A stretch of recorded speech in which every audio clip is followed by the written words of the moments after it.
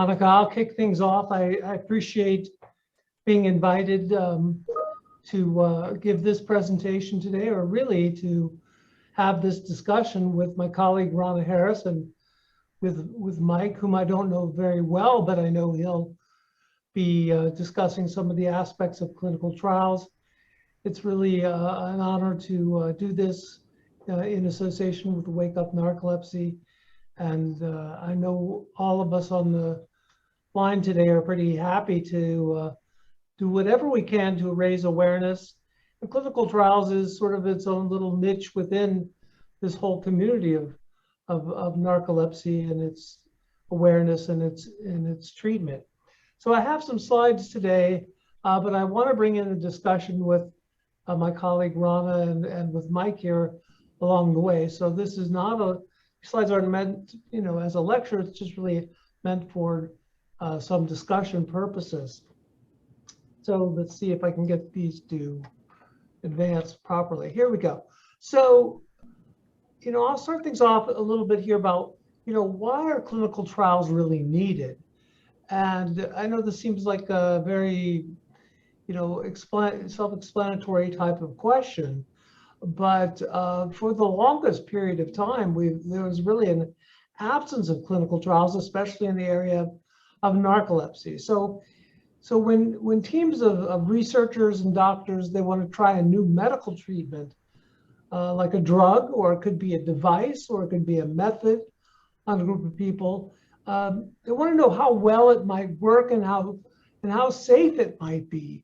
And so for that to take place, and we'll talk a little bit about the regulatory aspects of this, it has to undergo a formal clinical trial. So these clinical trials are a way to find a new and improved way to treat, prevent, or even make diagnoses of different types of illnesses, and particularly to make sure it's safe. So it's always this sort of careful balance between, a treatment and whether it's efficacious and whether it's safe or not.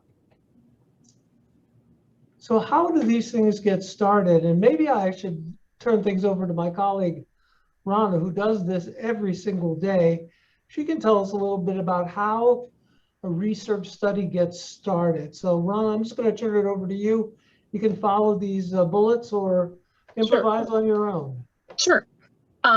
Yeah, no, I appreciate being given an opportunity today as well to speak about clinical trials. I think it's real important to get this information out to those who have narcolepsy and see if there's a trial that fits for them. Like Dr. Rosenberg said, before a study gets started, sponsors, many that she mentioned earlier that are sponsoring Wake Up Narcolepsy, send a protocol over for review. Dr. Rosenberg reviews it. Some of the other doctors review and give their input. Not just looking at the science behind it, but also looking to see if this is something that we think that patients could benefit from, or could at least be interested in and be able to maybe, show some improvements in their narcolepsy. So, we look at the protocol, we look at the consent form, we see if everything is ready to go and signed off by the doctor, by the sponsor, everybody's in agreement. We then sit down and all this gets submitted to an IRB. An IRB is a group that is there for patient safety. They take a look at the protocol as well. They look at the informed consent, and they are there to make sure we're doing everything we're supposed to do to protect the subject, as well as do the studies the way we're supposed to do them. We also set up a recruitment plan when we are, looking at these protocols, figuring out the best way to get this information to subjects. We sometimes do online advertising. We do advertising, sometimes on TV, sometimes radio, different ways of reaching out to you, but to get the best information to patients so that they can be aware of these studies, and knowing that before we even get to that part, that we've gone through the protocol, we've presented this to an IRB so that they, are ensuring that we're doing everything we're supposed to do from the FDA down, requirements from them all the way down to the IRBs. So Mike, how did you get recruited? Monica mentioned before that you've been in a couple of clinical trials. How did you find out about it, and how were you recruited? So holding various conversations about narcolepsy through like Facebook or Twitter. Somebody had mentioned clinicaltrials.org. And so I went there, saw that there happened to be a trial happening in my state, and inquired and signed up for it. So when you went to clinicaltrials.org, what sort of information? I mean, did you have to just type in narcolepsy to see what sort of studies were available, or how about sometimes these trials are oftentimes they're multi-site, so they're different sites throughout the country. How did you find one close to you? Yeah, so it's usually there's a kind of period of time or questionnaire they'll ask you to see if you qualify, or if there's some in your area. So I searched under sleep disorders specifically. Then I found kind of the patient form, filled that out, and then that's when I was told that there was 2 happening in my state. I just happened to be close to one of them. So what was your experience like contacting them, and then finding out what to do next? So yeah, once I knew there was a trial nearby, you give them consent to them to contact you. So one of the patient journey experts called me, talked about what the process looks like, or what they're hoping to find out, from the trial itself, and then to set up a time to come in, meet in person, and read through all the legal documents and understand what the timetable might look like, assuming you're healthy enough. So there's a lot of checks and balances to make sure that you're the right fit for the right trial, and that you're healthy enough to even discuss the trial before even starting it. Were you previously diagnosed with narcolepsy prior to even looking into the trial? Yeah, I'd been diagnosed, but didn't really do anything with the diagnosis. Pretty much ignored it until my health got worse, and I wanted to figure out something. I had taken a few different medications, but no real success. So I was kind of searching for an answer, hoping I would find one in the trial. Okay, good. Well, let's come back to that Sure. in a minute when we talk about some other aspects of who's really good for qualifying and who maybe shouldn't qualify. Roanna, there was one last thing here. I hate to leave this alphabet soup open. The CRO, what is the CRO, and what role does it play in a clinical trial? The CRO is a group that the sponsors typically hire to kind of be the go-between between them and the sites. They're there to assist the sites to make sure we have everything we need, to make sure all the proper documents are submitted, approved. They're there to assist with training with the staff on the protocol, on any devices. They go over the study drug, as far as how to dispense it, how to maintain it. They also have monitors that work for them. The monitors come out periodically to our site and review the information we've collected from subjects. They are there to make sure we're following the protocol, that we're documenting, everything that we're doing with the subject. We're capturing any adverse events, capturing any medications the subjects are taking. And they're there to just kind of do our checks and balances to make sure everything's running smoothly at our site. They also assist sometimes with recruitment. They do everything from top to bottom, and they're like the go-between between us and the sponsor. Usually, they're usually the ones who reach out to the sponsors for us if we have questions or issues with the protocol. Sure. So we talked, or maybe Mike mentioned or Monica mentioned, about different phases of trials. And I don't want to spend a lot of time with this, but just so everybody knows, there are different phases of trials. And some research centers, are better at the earlier phase trials, like phase 1, versus some of the other phases of trials. But Roanna, what's been your experience? What are the phases that you typically see in a research center for narcolepsy?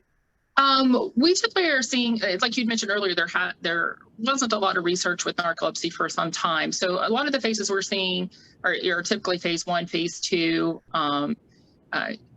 Getting over into phase 3 as drugs are, getting approved or getting out there or getting close to approval. Phase 4, not as much. There's been a few of those, but not as much. But mainly, 1, 2, and some 3.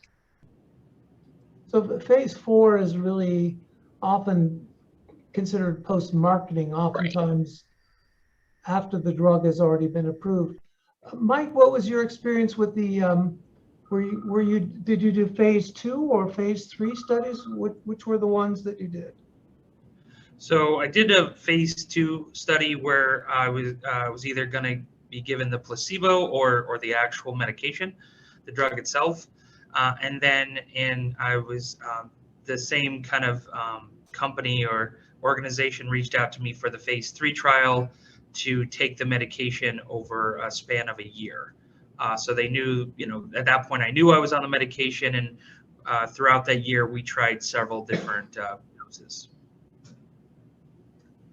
So oftentimes those are called extended open label phases, if you will, or oftentimes after something that's placebo controlled.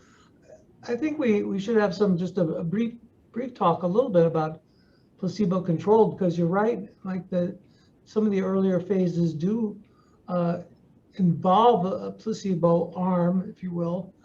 That is, patients may be assigned to a placebo for a period of time. And researchers themselves are often unaware, or what's called blinded, to what type of medication, a dose, or maybe a placebo that a subject is getting. So the sort of traditional science is a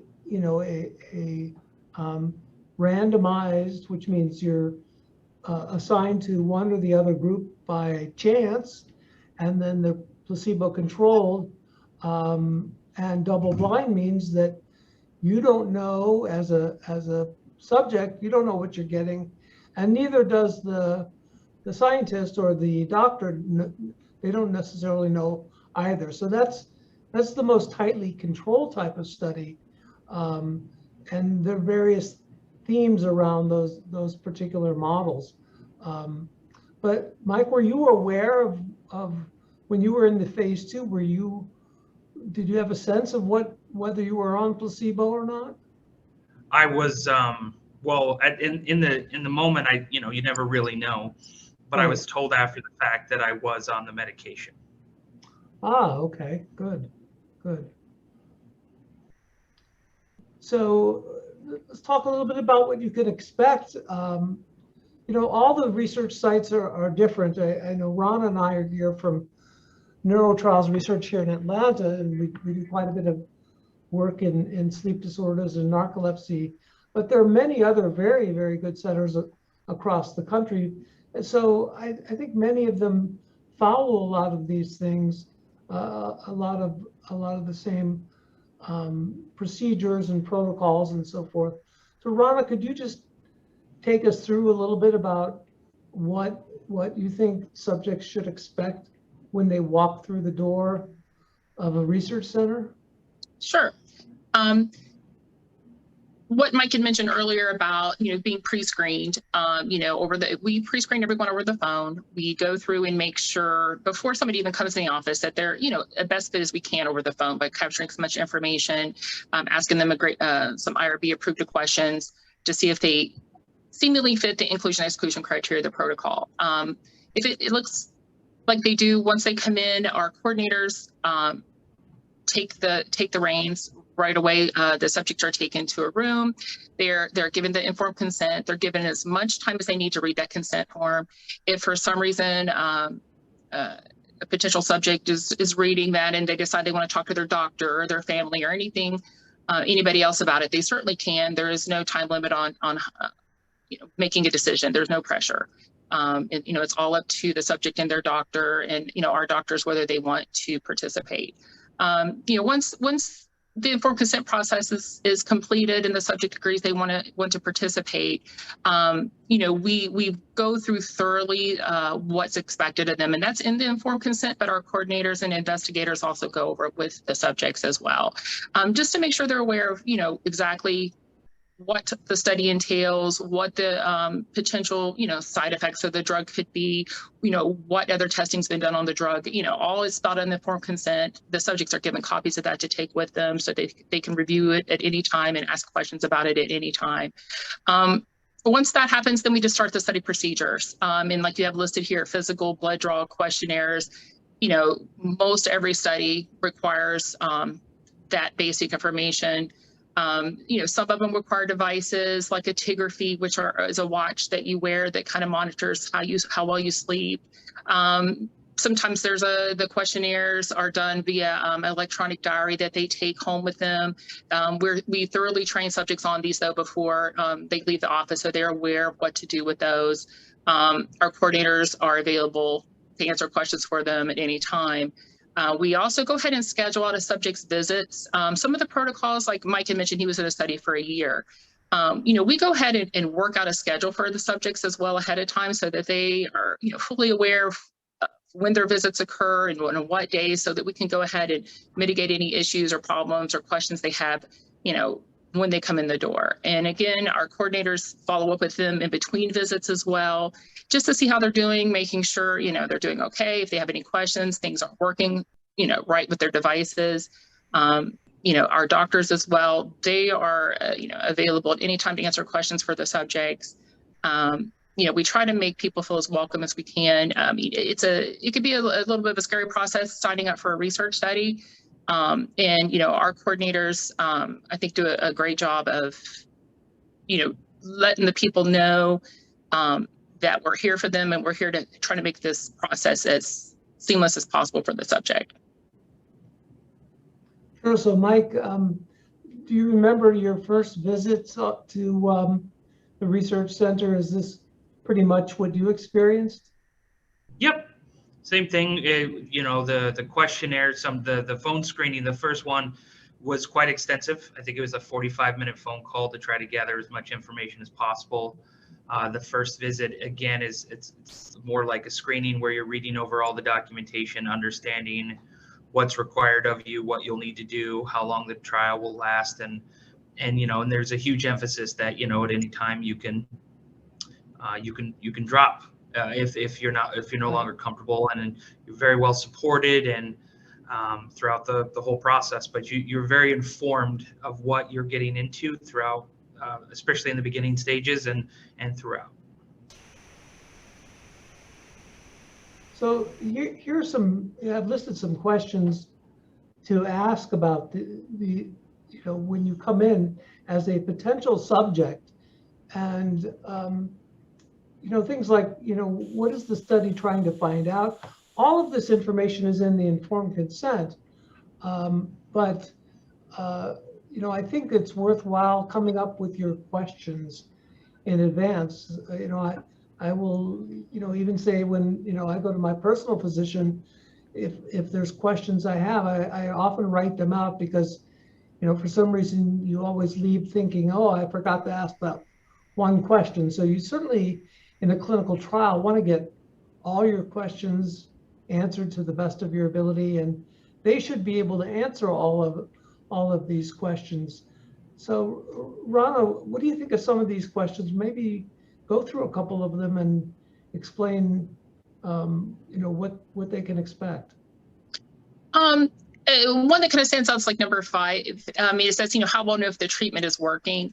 As you mentioned, there is placebo in the study. So, one, we never guarantee treatment to anyone, because one, you may get placebo, and 2, we're testing to see how well the drug works most of the times. So, just kind of explaining that to a subject that they may or may not know, if the treatment is working. It's more about just participating in the research to, see if the drug does work or not, kind of making people clear on that. So many of these others, like you said, are in the consent form, like how long will the clinical trial last? What is the study trying to find out? The coordinators and the investigators, go over this with them to make sure they understand it. And usually the way we do it is not just reading it out to the subjects, but kind of having them tell us back that, what they understand from what they read, because that kind of helps everyone get a better understanding of what they just looked at. The consent forms can be overwhelming. Sometimes they're 30, 40 pages long, and it's a lot of information. And by the time you walk out the door at the end of the visit, you've walked out with all that information, plus all the other information that the staff has gone over with. So writing, like Dr. Rosenberg said, writing your questions down and kind of maybe even writing the answers down that you can reflect back on would be very helpful, because it can be a lot to walk out the door and then be like, oh, I forgot to ask this. And in our case, and if that happens, you can certainly call us and ask, and we'll get the information for if there's something you forgot or want to go back over again.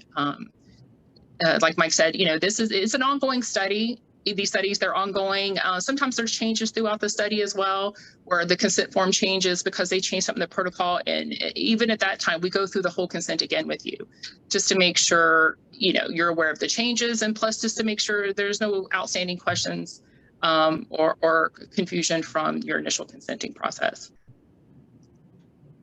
So Mike, did you have questions in advance about the trial, or did you feel like you needed to do a little research in advance of even showing up to the office for the visit? I'm a pretty curious guy, so I kind of did my own research on clinicaltrials.gov. There's a lot of information about why organizations are running, or sponsors are running these types of studies, and what they hope to find out, and some of the possible questions you might be asked, some of the possible risks, and so forth. So I felt pretty confident going in what the procedure was, but like going over it and actually having a conversation about the process, more or less like you were mentioning earlier, like almost being quizzed on what I've read and what I've known, so that I fully understand it before moving forward was also part of it. Well, one of the things that I know we get asked a lot about is, especially if they have to come off their regular wake promoting drugs or narcolepsy medicines, how can they drive, and how can they get around? And the good news is that a lot of the newer clinical trials do offer services like an Uber service or whatnot, and even travel to and from the research center.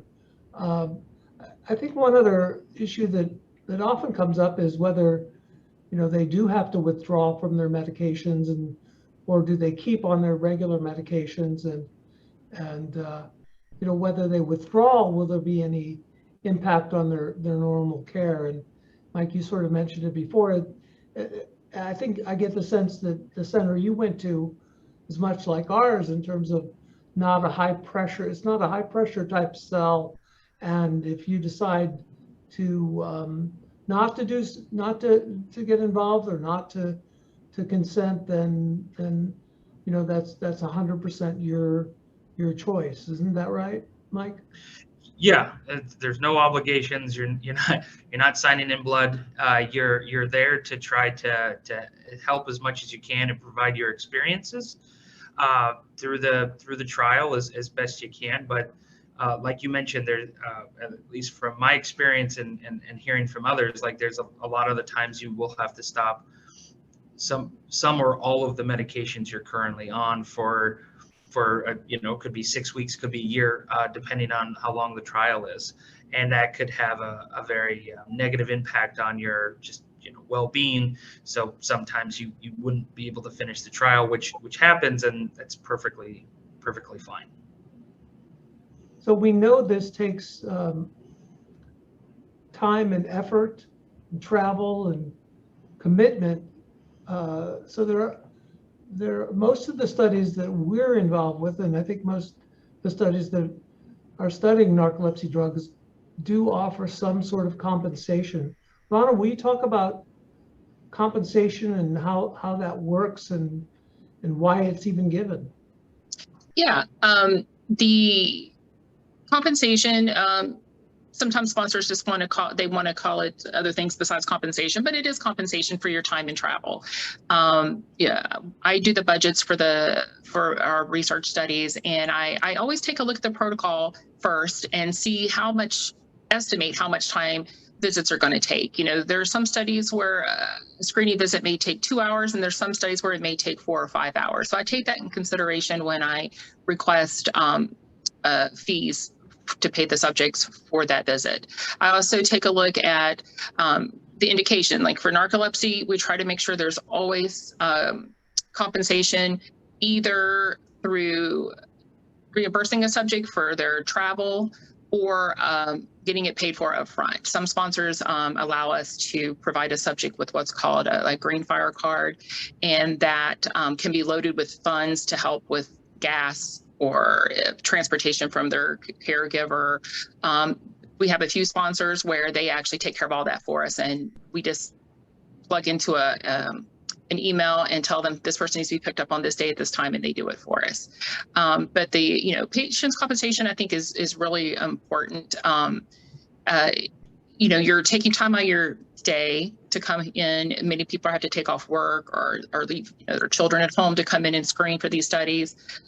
You're washing off of medications, as mentioned. All those are things that can impede your participation, and we want to make sure you're compensated for that time and travel. So we try to make it comparison to the amount of time that you're in the office for each of the visits. We also, for many of the studies, pay people at least every other visit, or a lot of the times, depending on the study, every visit, so that you are compensated in real time for that effort of coming in and spending hours with us in the office. So one of the things I've noticed is that with some of these studies now for narcolepsy, the sponsors are willing to even fly people if to a site if that's necessary, because they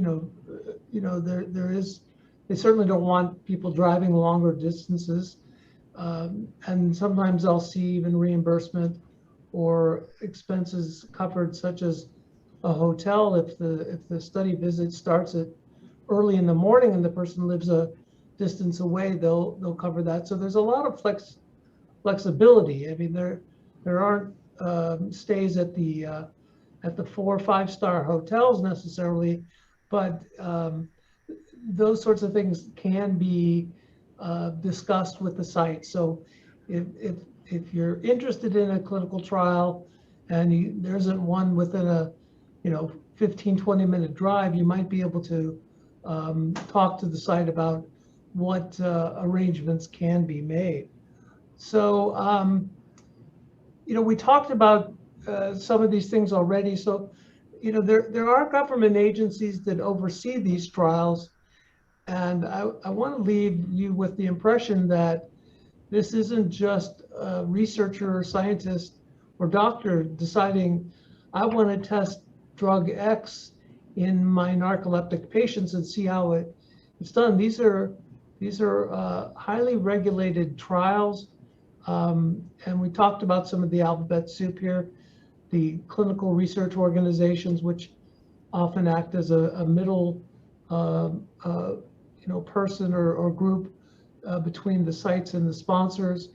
The IRB is the Institutional Review Board, which is often made up of a group of some community members as well as some scientists, maybe some other specialty areas, and they decide on whether the trial or the research protocol is appropriate and safe. And then I think everyone knows the Food and Drug Administration, which oversees these trials. Every investigator has to sign a form. We all in the industry know this 1572 form, which is basically a contract between the investigator and the FDA to oversee the clinical trial. So the investigators and scientists and doctors are putting their name on a form, a contract that is a very serious matter, and it has to be looked at as something that is a big obligation on the part of the investigators. So who is really a good candidate for a trial and who's maybe not so good? These next two trials, in the next two slides, I want to just mention briefly about, for those that might want to try medicines that's not currently available. Mike, I want to ask you if you would sort of tell us about what attracted you to do a clinical trial. Well, I was a good candidate because I wasn't on any medication. Yeah. So that's what worked. But I was, like I mentioned earlier, I was looking for something. I didn't even have like a really a treatment plan. I was just taking samples from a primary care physician. So I was really just trying to learn more about what I'm going through and what my symptoms are like, and learn some really good habits when it comes to journaling your symptoms, keeping a normal sleep schedule. So, I was just looking to learn more, and I found out quite a bit by just signing up for it. So for some, their treatment, it might be less than satisfactory, or maybe they haven't tried medications before. Roanna, this is one that we know, and heard you talk about, that you discuss with all patients, all subjects to the clinic visits. What do you think about this issue of time to make all clinic visits? How important is that? Yeah, that's hugely important. A lot of the narcolepsy trials require, some overnight stays, or even sometimes all day stays. So yeah, it is sometimes tough to find people who can make all of the visits.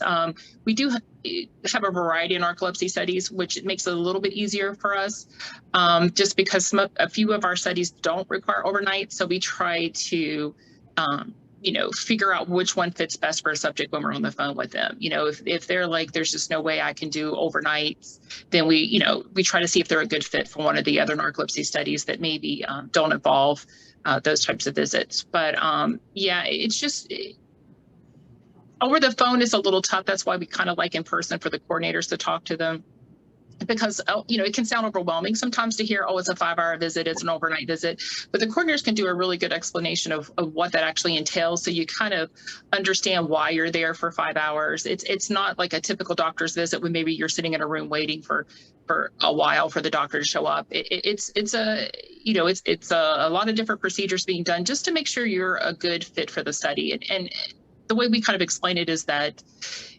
we're doing all these procedures, and it's just for your safety. It's to make sure, your blood work looks good, your physical looks good, your ECG looks good. We don't want to just, push a person into a study. We want to make sure you're the best fit, and we want to make sure you have the time and the ability to do it. And like the ability to withdraw from current medication. Some subjects attempt and they try to start a study, and they want to do the study, and maybe the withdrawal of the medication just doesn't work out for them, and that's okay. We'll hopefully find another trial where maybe you don't have to wash out that particular medication.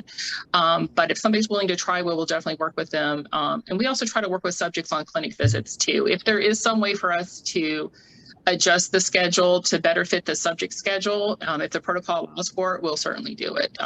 Sometimes we come in on weekends to accommodate the subjects. Our sleep lab is open 24/7, so we can accommodate subjects, on the weekends, as long as the protocol, allows for the visits to fall within that certain window. So we do what we can to work with the subject, and we hope that the subjects will work with us too.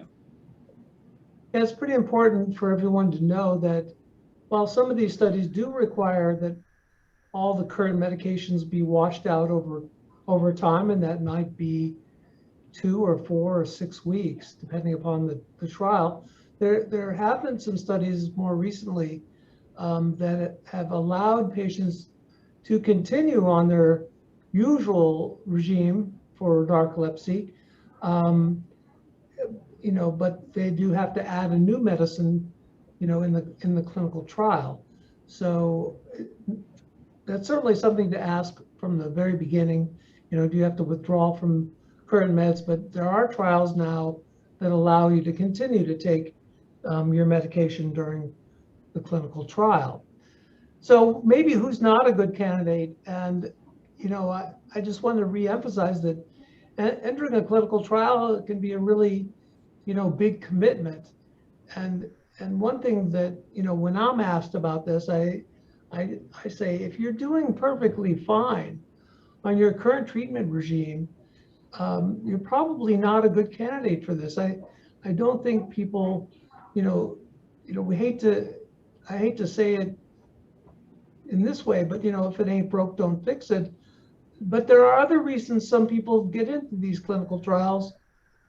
But as Roanna was mentioning, if you don't have the time for the office visits, it can be, some of these are rigorous. We have a couple trials where you have to stay for 5 days in a row. Others, you don't come in but every other month. So it really depends on, what the schedule events, and if you don't want to or can't really cope without your current medications. So these are just a group of things. Roanna, is there anything else you can add to who's not a good candidate for trial? I mean, look at your list. It looks like you covered, most everything. I'm just looking through it real quick. Yeah, I mean, yeah, I think the biggest thing is that it is a big commitment sometimes. Occasionally we get a clinical trial that's pretty simple, and this, like you said, the subject comes in maybe every couple months, but in most studies, it is a commitment, and there is more to it than just taking medication. So, there are diaries that be completed sometimes. There are, blood draws, throughout the trial. It's kind of just looking at the bigger picture and seeing if this can fit into your lifestyle and into, your current life situation. If somebody's got a little baby at home, probably not a good idea to try to get into a clinical trial where you're there for 5 days in a row. But if you certainly have the time and the interest and and like Dr. Rosenberg said, your meds that you're currently on maybe aren't working, it's good to give it a shot and to see if it's something that can work out for you. And kind of once you get into clinical trials, we do have some subjects that, they've done, 2 or 3 clinical trials with us.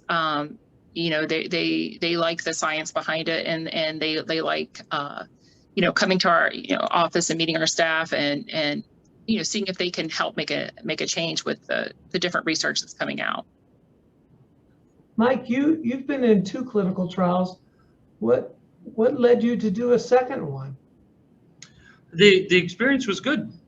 Like I felt safe. I felt supported. I knew exactly what I was doing and what I was signed up for. And you kind of get a personal connection with like your personal like kind of contact. And we were both going through a lot at the time, so it was kind of unique.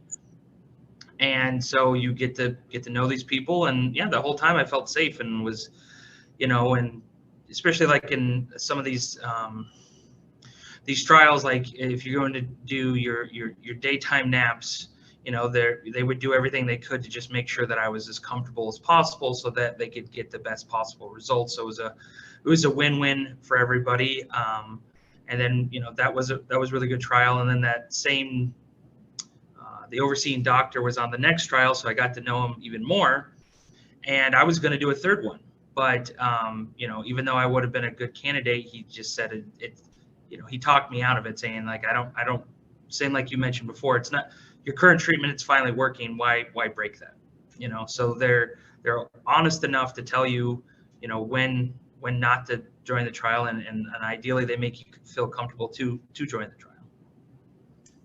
Yeah, I think that's a good thing that, I told some potential subjects they, maybe shouldn't get involved in a trial or they don't need to. But we've not been able to talk them out of doing the trial. And of course, once they're fully aware of all the commitment and the fact that we're saying, look, you're doing so good, you don't need to. There are some people that want to do it for the science and to help other people. And it's really important to them. Mm-hmm. And, much more important than any financial compensation. That's not what they're interested in. They're really interested in helping other people.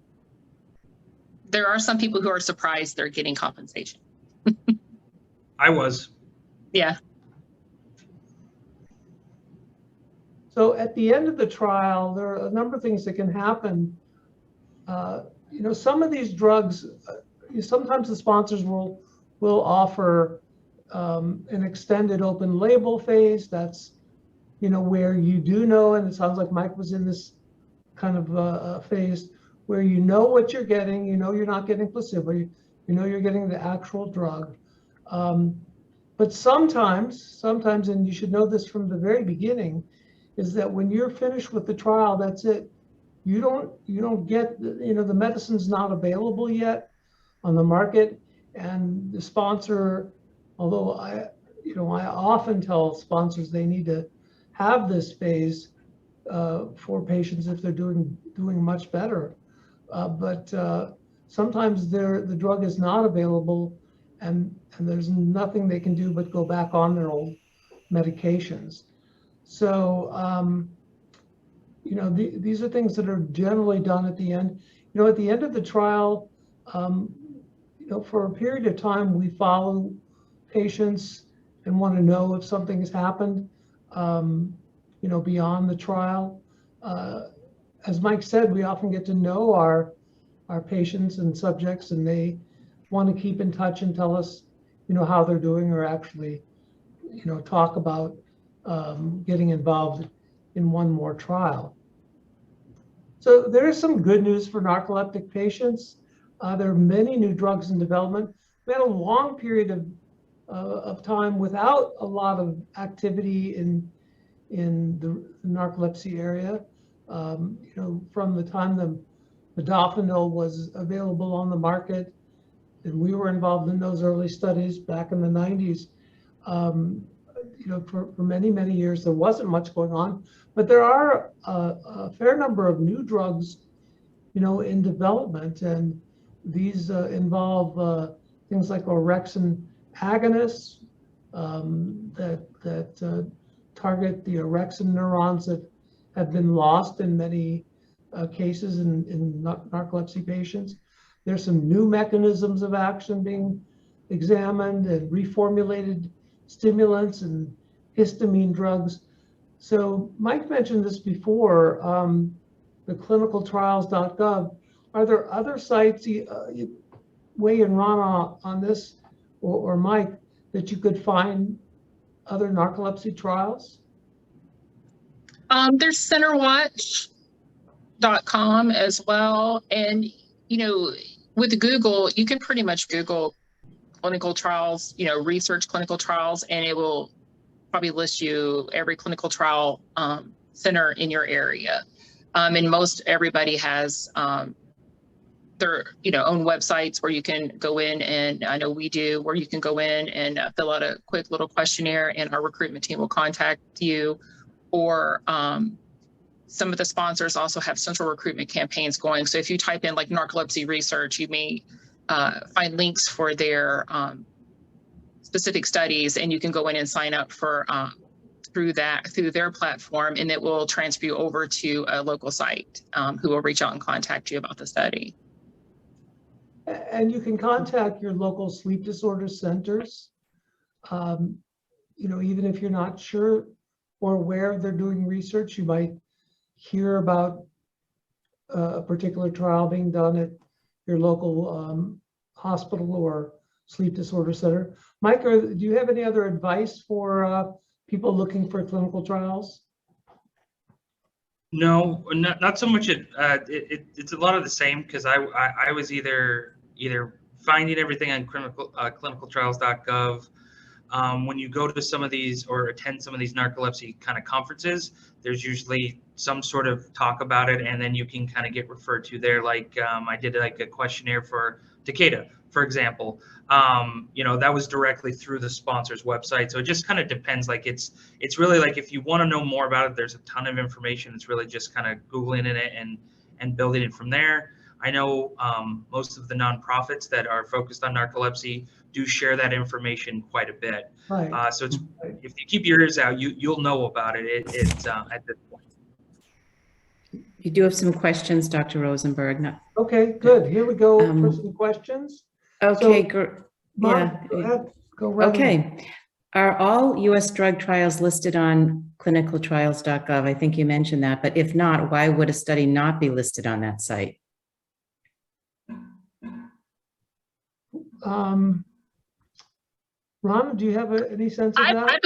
believe they're all listed there. They That's have my to be. understanding that they're all listed there. I think it's a requirement now, actually.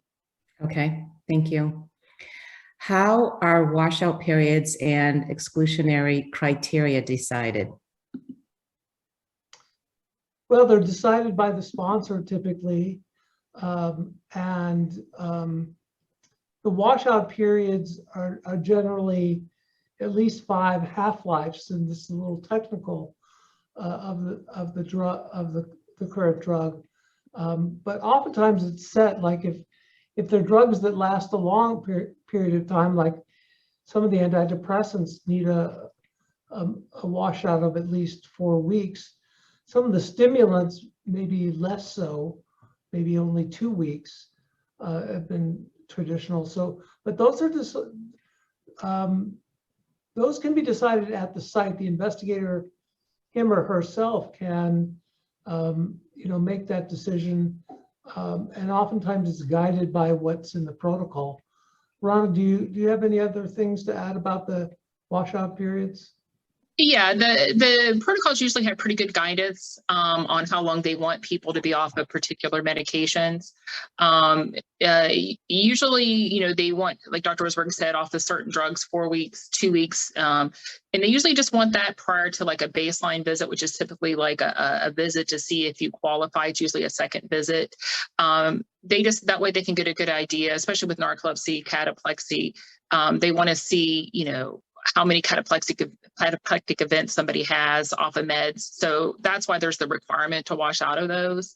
The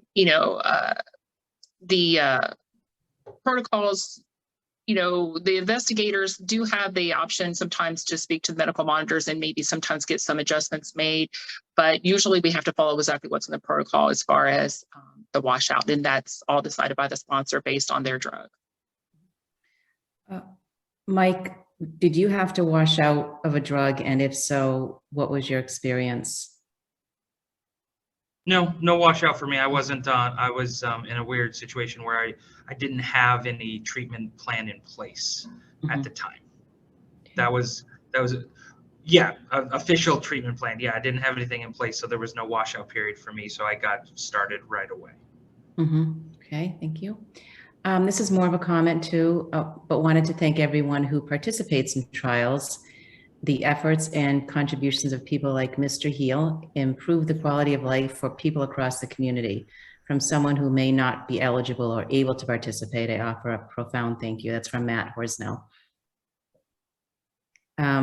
Somebody's asking about clinical trials in South Africa. If you know of any that might be going on, or if there's a way for them to find out.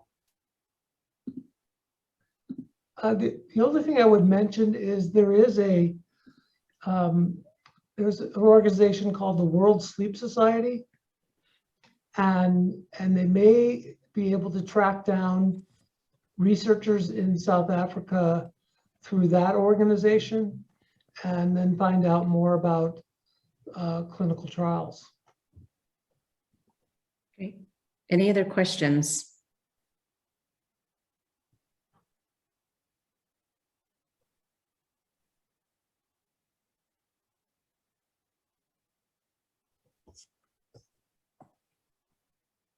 I don't think any other questions are coming in. Any final remarks? Well, I'll just say thanks so much, Monica, for this invitation. It's a pleasure to speak to the group, and this is an important area so we can make advances in treating people with narcolepsy, both type 1 and type 2. And I'm very optimistic that in the years to come, not too distant future, better treatments are going to be available. And as many of you out there know, narcolepsy is often treated with multiple medications. So I think the chances for improving upon that is really quite good.